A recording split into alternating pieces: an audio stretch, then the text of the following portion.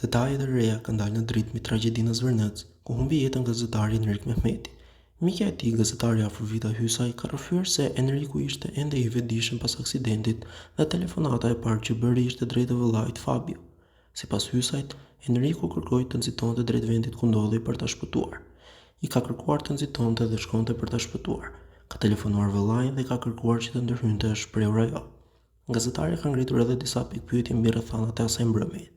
Sipas saj, Enriku nuk ishte njoftuar askënd se do të shkonte drejt Zvërnecit dhe, ndryshe nga zakonisht, atë natë ndodhej vetëm në shoqërinë e një 18 vjeçari. Ndërkaq, mësohet se 18 vjeçari që mbeti i plagosur let ka dhënë deklarime të paqarta para grupit hetimor, ndërsa autoritetet vijojnë hetimet për të zbardhur plotësisht rrethanat e ngjarjes.